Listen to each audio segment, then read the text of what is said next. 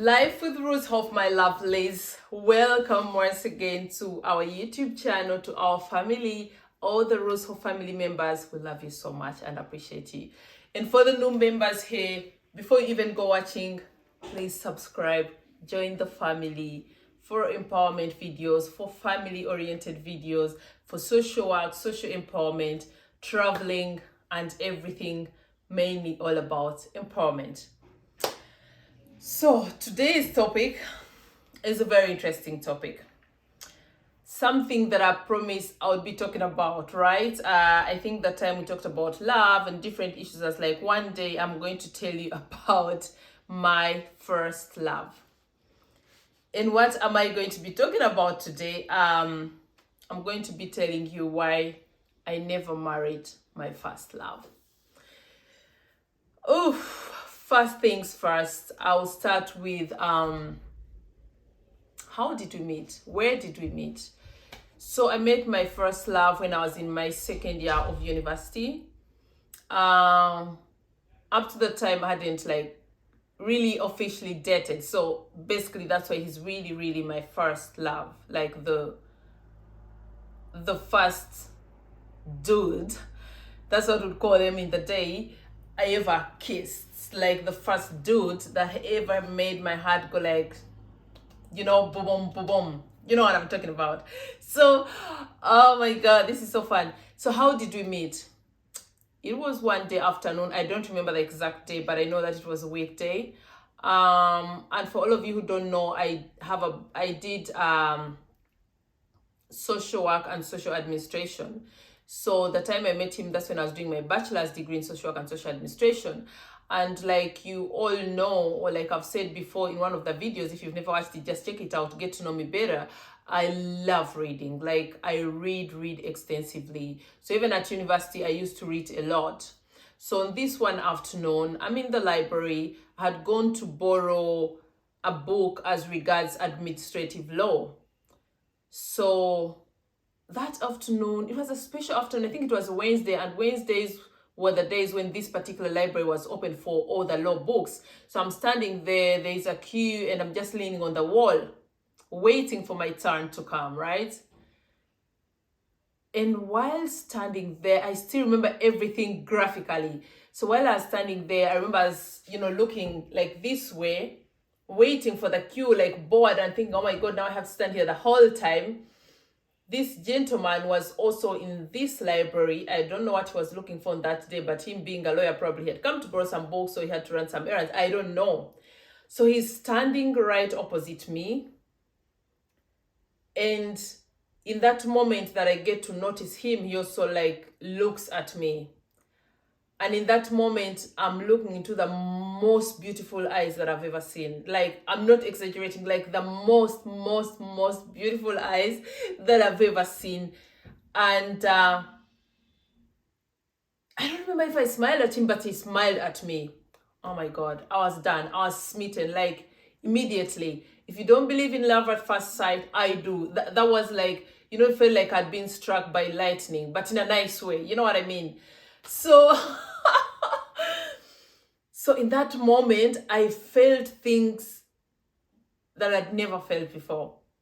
I felt things that I didn't think were even possible, Oh God, why did I even do this video? So I'm looking at him and wondering, so who is this? What is he doing here? Why am I feeling this way? And like I've said in most of my my Instagram lives, like when you have such chit chats, I say one of the things that I really find very attractive about a man are the eyes and lips. All human beings, like eyes are very, very important to me. I can read someone through their eyes. I can read their soul. I can read their thoughts. Believe me, I can read you through your eyes. So like looking into his eyes, I felt a depth that was so beautiful. And not forgetting that the eyes were beautiful themselves. So I'm looking at him, and it took me a split second, and I was like, I want this guy to be my boyfriend.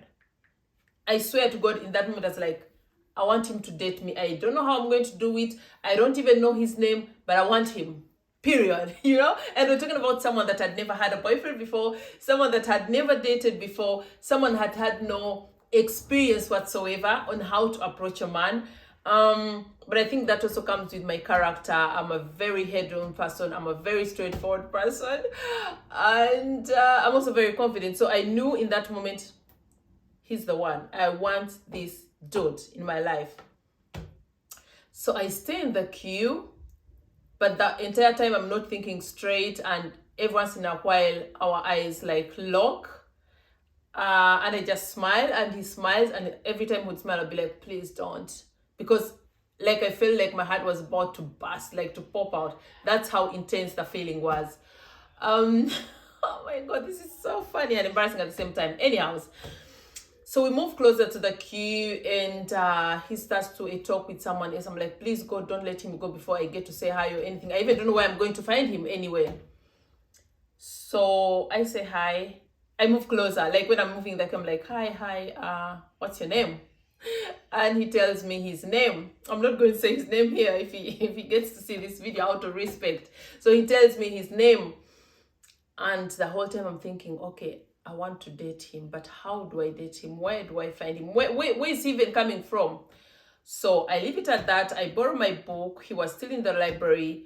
I get out of the library, and I think I went back to my hostel, and the first thing I did was tell my best friend what had happened. I was like, you're not going to believe this.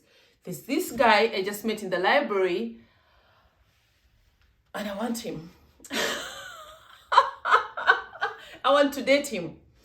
But I don't know how to find him. I even don't know if he's a student here or if he was visiting. I don't know if he's a lecturer. I don't know what he's doing here. But I found him in the library, and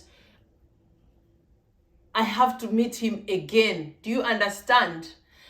And she's looking at me like confused, because I was like, I'm not dating, I'm not doing anything.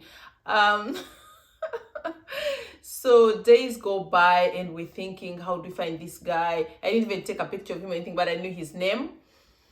And my friend is like, we have to go back to the library again. If you found him in the library, he must be having a connection to this university and this library. Maybe he's a lawyer, maybe, you have to find him again.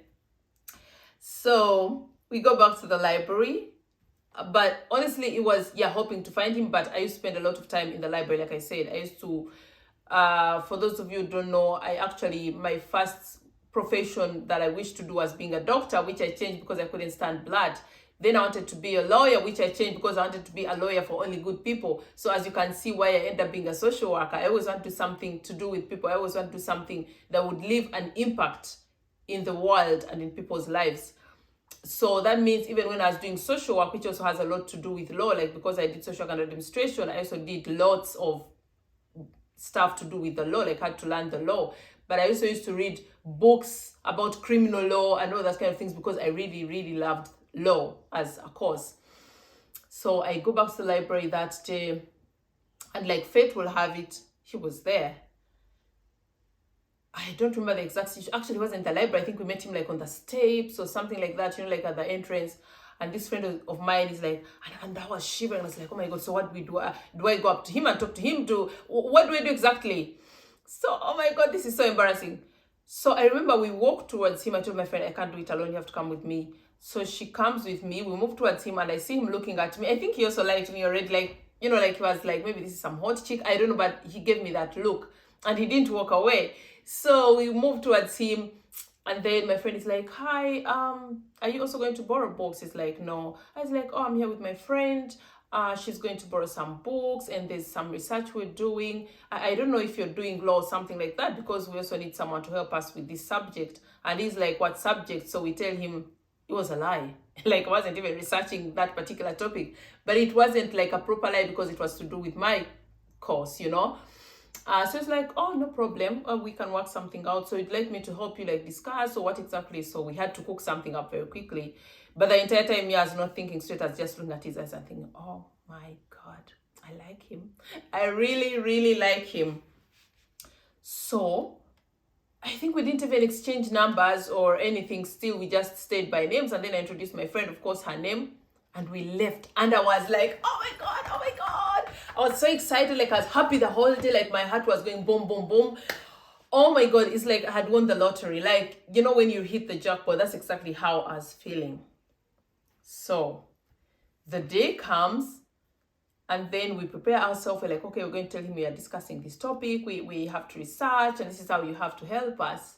And so that's how we ended up meeting for the third time. And this time I noticed that we both liked each other. We never talked like, oh, can we be boyfriend, girlfriend? Like, for starters, we just liked each other. We just knew we liked each other.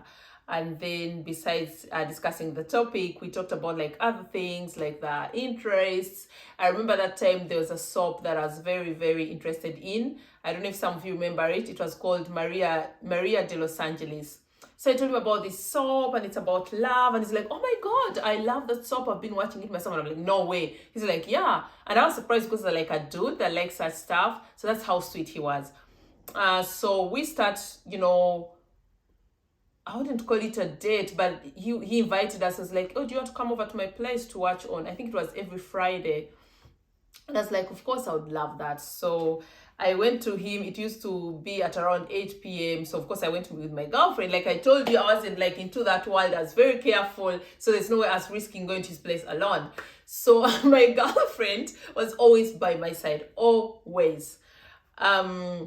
So I went with my girlfriend, and we watched the series that night, the series with him. You know, like it was over a long time.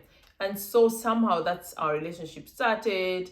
Like, you know, we talk about our values, and then he'll ask me things about me. I'll ask him things about him. Like, we got to know each other better. And of course, I got to find out he's a lawyer. So somehow that's how our relationship started. And I remember the first time we made it official was when he came visiting me. Like, I had my own apartment at university. And one evening, he came visiting, you know. So like we sat. I remember we just chatted. I don't even remember giving him like a glass of water or anything. We just sat and chatted. And the entire time I was thinking, oh my God.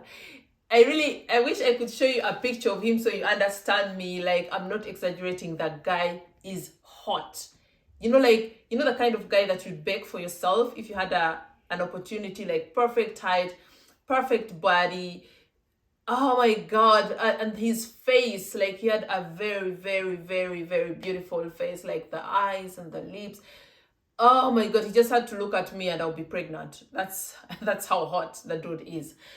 So he comes visiting me and we're chatting. And of course, my friend is around because I was a coward somehow, or maybe just an inexperience. I was very naive, very innocent. I didn't want to be alone with a guy. I was scared, like, what would my feelings do with me? What if he did something that I didn't want to do? So I made sure my girlfriend was around. So it was a trio, always. But my friend was smart enough, like she would go out, go in the living room, you know, leave us alone a bit. But we never did anything naughty. And then when he was leaving, I remember it was like maybe 8 p.m., 9 p.m. I walked him to the door. And in that entire time, I was thinking, oh my God, I want to kiss him. But I didn't know how to do it. I didn't know how to start. I was like, how do you start kissing someone? Do you ask them to kiss you? I don't know. So I guess my feelings were so strong, or were so in sync with each other. He felt it, that I really, really wanted to kiss him. So, oh my God. So he moves in to kiss me, and I'm scared. So I'm like, no. You know, I say no. And then he leaves. You know, he walks like 3 footsteps, and then I call his name. Then he turns and I say, come back. And then he comes back, and then I just kissed him. But didn't do like kiss full on. You're going to laugh at me. I remember I kissed him on the cheek.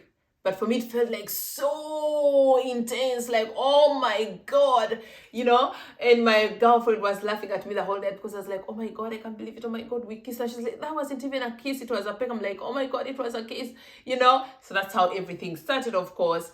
Yeah. So how did like the lifespan of our relationship? So of course we got to talk, like, I was very keen on not doing anything that I was not ready to do. Like, for example, I knew I didn't want to engage in sexual activity unless I was really, really ready. And then the most beautiful thing about him is we had the same values. We had the same desires and wishes. He was keen on abstaining. I was keen on abstaining. And I'm not saying we didn't fool around. We did fool around. Like, we used to kiss and hug and cuddle, which I find very special even now that I'm an adult.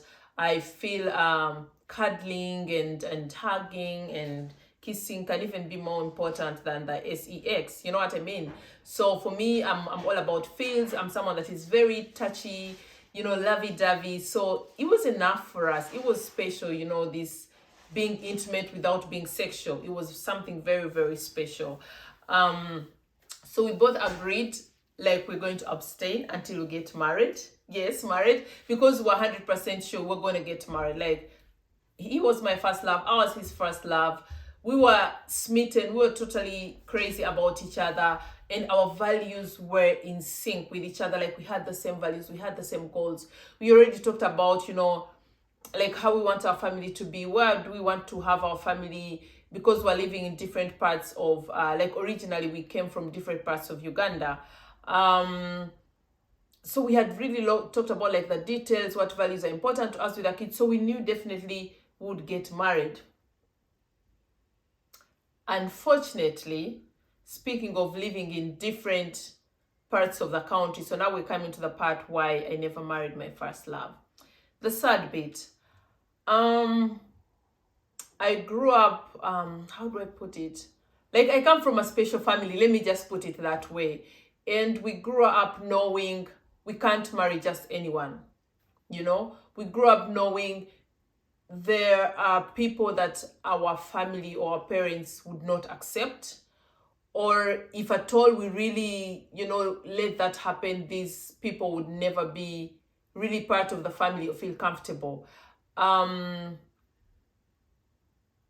So I remember even when growing up, our grandmother, I remember a sentence, she always used to say, be careful the person you marry so you don't mess up our bloodline. That's how it really was. Like, you know, we knew we're a particular kind of people, which is unfortunate, like, especially in the African culture, their classes, you know. So we knew we're a certain class, and it was important, like, for the society, for our family to marry into a certain class, and also cultural background.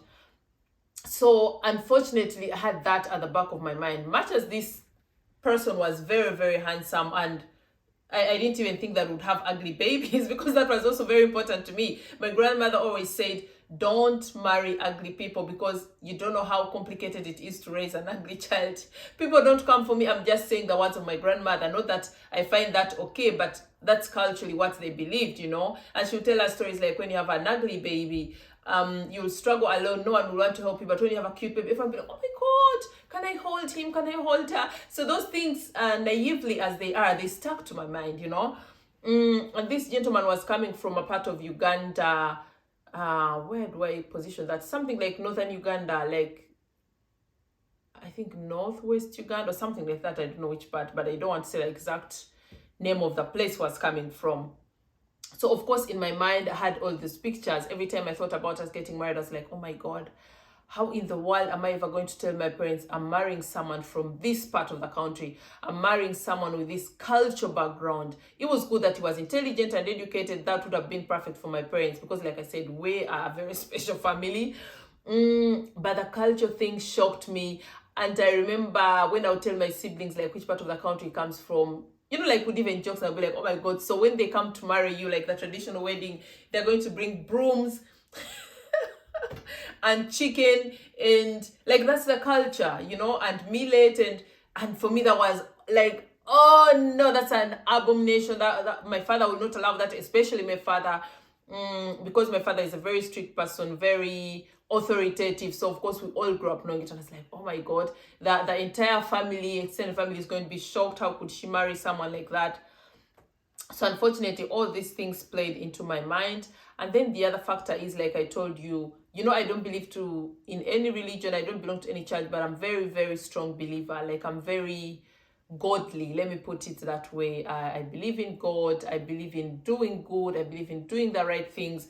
So that bond does. He was born again Christian. He still is very, very, very, very religious, and all our values were in sync. Problem is, somehow I also knew that at some point we would clash, because, like, you all know, I love dancing, like, you know. And from his side of belief or conviction, he didn't believe in going to the disco. So we talked about it several times, and he was like, no, it's okay, I have no problem you going to the club, but I would never come with you, because it's not okay with my belief, with my faith. And I always ask myself, how would I feel about it if I was married to this person for the rest of my life? Or would we reach a point where it would be like, I don't feel comfortable with you going to the club? That was my worry. Second thing, I was never ever going to be the kind of wife that goes with him to church every Sunday. And this was a very, very religious person. And he always gave me the feeling it's okay, because he knew I was also a very, very strong believer, you know, like would match, only that I wasn't into particular religion. So those two factors stuck to my mind. And at some point, I realized, especially because of the cultural expectations, the cultural differences, the class, you know, thinking I can't marry into this class, I can't marry into this culture, I can't mix blood, you know. That was really, really the deciding factor, unfortunately, that made me decide, I love this man so, so much, but I don't think my parents would ever let me marry him. To be honest, it wasn't like I can't marry him, but the thought was, my dad, my family would never ever let me marry this person, and if I rebelled and married him, probably my family would disown me, or they would not be happy about it, and then wouldn't be happy. He would never fit into the family. Yeah. And then I had to break it off. So how did I end our relationship? That is also a very sad bit. I still remember everything graphically. So the last time we met before we broke up, I'd gone to visit him. Like, we used to visit each other every once in a while, like alternatively spend time together. So I remember that time I went to visit him. I spent the whole day with him, the whole afternoon, the whole evening.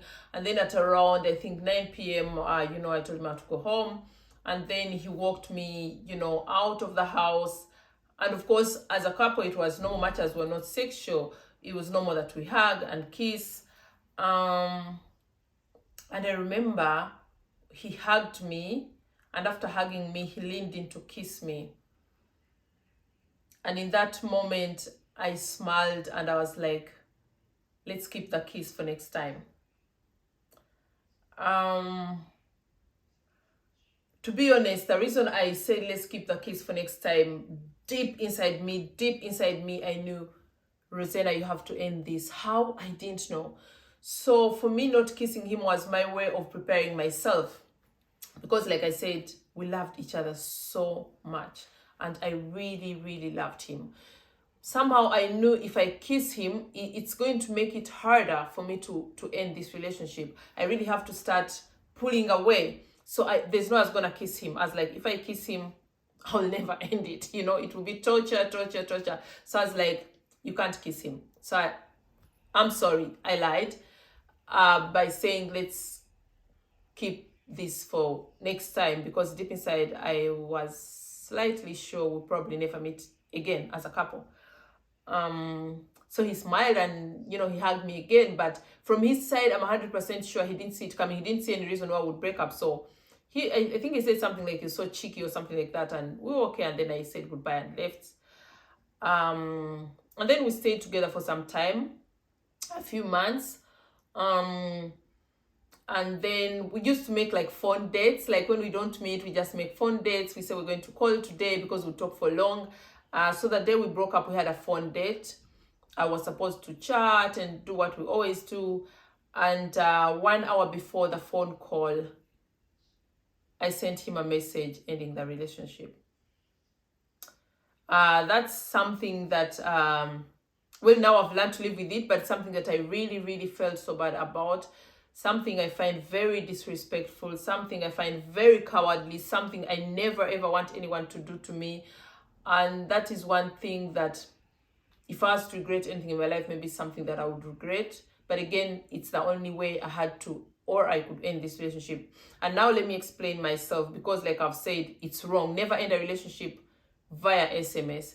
But then I'll have to explain why I did this. Like I said, it wasn't a relationship that was ending because we didn't love each other or had problems. It was a relationship that was ending because of unfortunate circumstances, you know.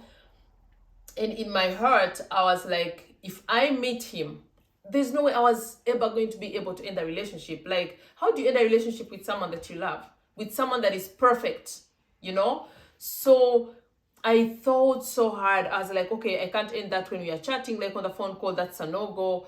Because the moment he starts talking to me, all common sense flows out of the window. I can't even reason, you know. So I was like, the easiest way, very selfish of me, as like the easiest way was doing it by SMS. That's the only way I was ever going to be able to end this relationship. So yeah, I ended it by SMS, and that's how we ended up not being married.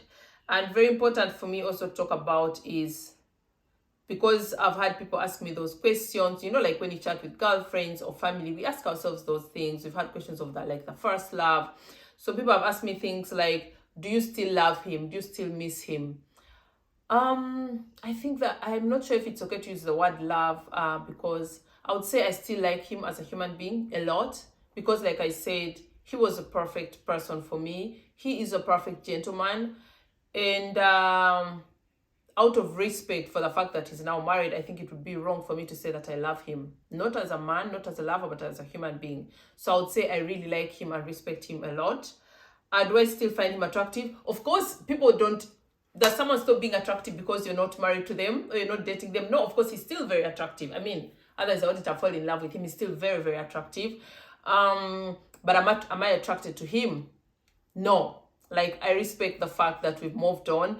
And another question people ask is, would you cheat on your partner? For example, if I was married in a relationship, would I cheat on my partner with my first love? For me, the answer is a clear no. And I know that sounds unbelievable because most people say they would do that. But for me, when I close a chapter, I close it. Like, that's a closed chapter. To be honest, someone also asked me, for example, if you met under other circumstances, now that you're divorced, a friend asked me, and maybe he was also single, would you consider marrying him? The answer is no. And I will explain that. I've thought about it sometimes, you know, not recently, but there's a time I not that I'm considering marrying him, but, you know, you ask yourself certain questions, you know, that is called life reflections. And to the conclusion I came to was, if we were single, if we were in another world, another time, this sounds ridiculous, probably I would have nothing against having him as a lover. You know, but a lover with no future, like a lover that I would never marry, a lover that I would never have kids with. Reason being, and I always emphasize that a lot, people change. I feel I've changed. I'm sure he's changed too. I know much about him, like his life is still the same, his values and all, but I've changed, you know. And I'm not sure if I would still make him happy, or if we would still be happy together, or if I would even still be the kind of girl that he fell in love with. You know, it's been many years, and my values are still the same, but more values have come on, or things that used to be important to me have changed. My life views and goals have changed. So probably in the long run, we would find out that we're no longer perfect for each other. You understand? So no, there's absolutely no way that I would want to marry him or to have kids with him. But maybe a good friendship would be okay. But as regards feeling and all that, for me, that's a closed chapter. When I close a chapter, I'm not someone who closes a chapter very easily. But when I close, it's closed for eternity. So in my case, there's nothing like going back and forth with exes. I've had that question about also my ex-husband. My ex-husband and I respect each other. We're almost like very good friends now. We're perfect parents. But I have absolutely no feelings for him as a man or sexually. And nothing can ever happen between us, because for me, that's a closed chapter. For eternity, no chance whatsoever. So yeah, it was important for me to talk about those things. Do I regret not marrying him? Regret. Tricky. Because first of all, when you ask me, there's nothing in life that I regret, honestly, because everything I've done has been a conscious decision. Do I feel terrible about the way I ended the relationship? That is one thing that I almost regret, but it was also a conscious decision, you know. But do I regret not marrying him? I'm not sure. I'm really not sure. I would just say there were times I wondered what it would have been like if I'd married him. Let me put it that way. Or times where I was in unhappy situations, you know, like when you may be dating someone and they're not nice and they're not treating you good, and there are times I thought he would have never done that to me. He would have treated me better. You know what I mean? Like times where I thought, what an amazing man, or how lucky actually that his wife is to have him because he's an amazing man. But do I regret that? In right now, I don't, because I feel everything happened the way it should have happened. Everything happened just perfectly the way God wanted it. And I appreciate the time that we had together. I appreciate the relationship that we had together. But I don't regret not marrying him. What hurts, or maybe what if I would call it regret, is that I wasn't able to keep the promises that we made to each other. For all of you who know me, I'm absolutely loyal. I'm painfully loyal. And when I promise something, I'm someone who keeps my promises. I'm someone who keeps my word, and I hate it when someone can't keep their word, when someone can't keep their promises, when someone says, I'll do this and they don't do it, when someone tells you something and they do something else, I really hate that, and I lose respect for such a person. And my first love wasn't anything like that, He was perfect. And that's why I say we were very well matched for each other, because I'm also that kind of person. So that's one thing that I felt really bad about, that I couldn't keep the promises that we made to each other, But I'm glad that I'm sure that now he understands that. But at the time, it was something very, very, very hard for me to deal with, having to be the kind of person that breaks someone's heart, and in the way I did. That is something that wasn't nice. And sometimes I would maybe refer to that as a regret. So going back to the reason why I never married my first love. Of course, like I always tell you, I'm a very reflective person. I like to reflect upon my life, and there's no way I'm talking about a topic like this and not talking about what did I learn out of it, what are my life lessons. So my life lessons out of this is: prejudices are a terrible thing. Tribalism is a terrible thing. Classes, I feel among human beings, there should be nothing like class, higher class, lower class, whatever, because these are all the reasons that I never married my first love, So personally, as a human being, I look at all human beings as equal, as important, as worthy. But it would be a lie if I said somehow deep down in me, I also have some prejudices, I'm not going to sit here and paint myself perfect. I also have some prejudices. I also have some things that comes from our upbringing. I'll do a video about it, how our childhood affects our adult decisions. Those are things that are deep-rooted, that I'm 100% sure if things were to turn around, I'll still have some prejudices, because unfortunately they're ingrained so deep in my mind and in my heart. But for me personally, what I learned is, do you live your life the best you know how? And if you're making decisions, unless they're decisions that are going to be a real calamity for your family, don't make decisions based on what people are going to think, or culture expectations, or your parents. Because your parents didn't even ask you when they're getting married to each other. They didn't even ask you if you wanted to be born. You understand? So I feel a relationship and a decision, if you marry someone or not, should be honestly between you two, and should be based on how you feel for each other, how, if you're sure this is the person you want to spend the rest of your life with, and then go ahead and marry them, Don't let your parents' beliefs maybe end up marrying someone that you don't really love, or end up with someone that is not perfect for you just because you don't want to disappoint your parents. Because I feel that would be very selfish, and that is selfish for parents also to expect that of their kids. And for my lessons, I pray, you can't believe, I pray about it every day. I want to be not just a good mom, but I want to be a good mom-in-law. I pray and hope that my children find perfect partners for them, and that I get to accept their partners. Do I have some prejudices? Yes, I do. I just hope they meet intelligent, loving, caring, hardworking, loyal, and passionate people. Everything else doesn't matter. I don't care if they love women, if they love men, if they love animals, if they love trees, if they love objects. I don't care who or what they love, as long as they are happy. That's what that matters to me. And most of all, as long as the person or the object or whatever they love loves them back and is loyal to them. That is my criteria, and I pray about it every day, that they meet the right people, that they meet the right partners that will never hurt them, partners that will be faithful to them, loyal to them, honest with them, caring, and that's all I need for my kids to be happy. So that's the lesson I've learned out of it. And now that I'm a little older, as regards dating and falling in love, I really focus on, do I really love this person? What do I love about them, you know? And then the values that I look out for in a person. So if you're a parent out there and maybe your son or your daughter is scared of marrying their partner because, oh, they are not sure if my mom is going to be okay with me marrying a German or marrying an African girl or marrying an Indian or whatever, throw it through the winds. It's your life. And don't forget, we're just going through this life.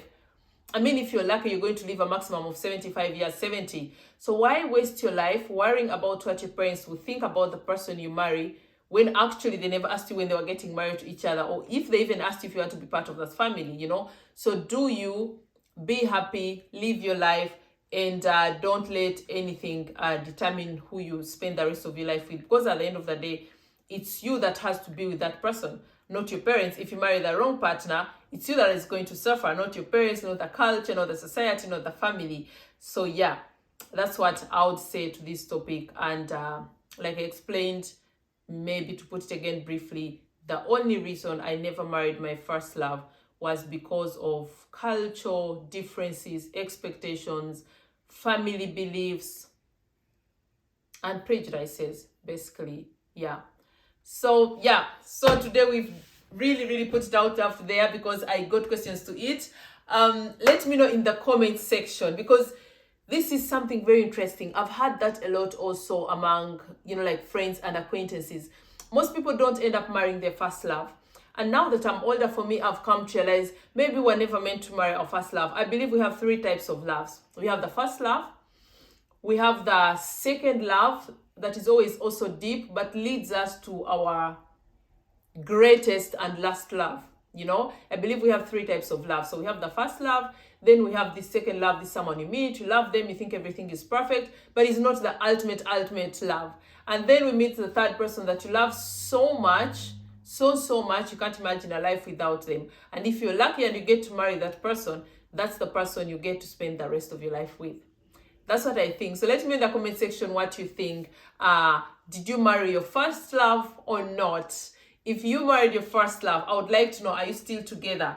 If you didn't marry your first love, why not? I think that would be interesting. Once again, thank you so much for watching thus far. For all of you that have been asking me this question, I hope I answered it the way you desire. And until next time, subscribe, follow me everywhere on social media. And of course, you can let me know in the comment section whatever topic it is you want me to talk about. Until next time, I love you. Bye.